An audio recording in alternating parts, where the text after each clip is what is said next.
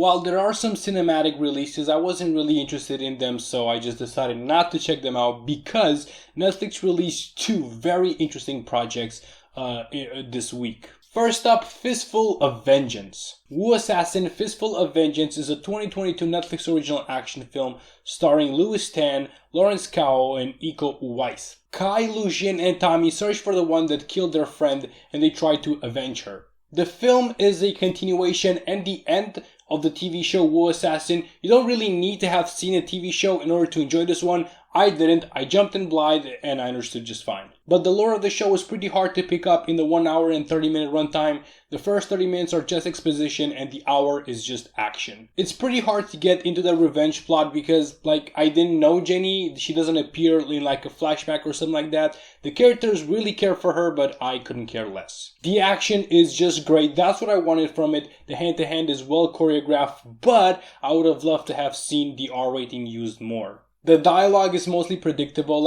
you know when a character is about to make a joke and what joke he's going to make, but it still works. The score is filled with very well-known songs from artists such as Zayn or Eminem, but these songs don't really match the scenes that well. Iko Uwais is a real superstar when it comes to kung fu fighting, and he showcases that again here. Wu Assassin Fistful of Vengeance might be good for fans of the show, but for others it's not that good. So our recommendation is that you should not give this movie a watch with a rating of 2 stars. I don't like this.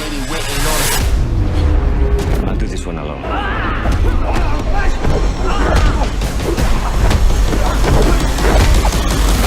The second interesting film that Netflix have released is probably on a lot of people's radars, and that is The Texas Chainsaw Massacre. The Texas Chainsaw Massacre is a 2022 Netflix original horror film starring Sarah Yarkin, Elsie Fisher, and Mark Burnham. Leatherface returns and he targets a group of teens who disrupt his slumber. Let's talk about the story. I didn't like why the teens went to Harlow. They wanted to revitalize this old town. I didn't really understand how they're going to do it.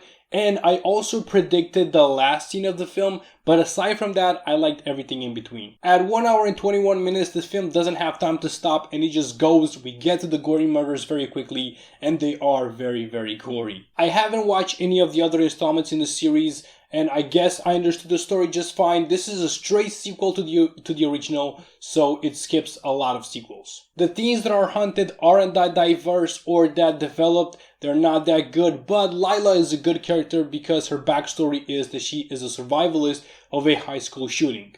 But that's kinda all. The atmosphere throughout the film is as tense as possible. There is a scene where one of the main characters is stuck in Leatherhouse's house and she just has to escape, and there are some great murders that happen there. Another great scene happens when Leatherface attacks a party bus full of people and he just chainsaws them down.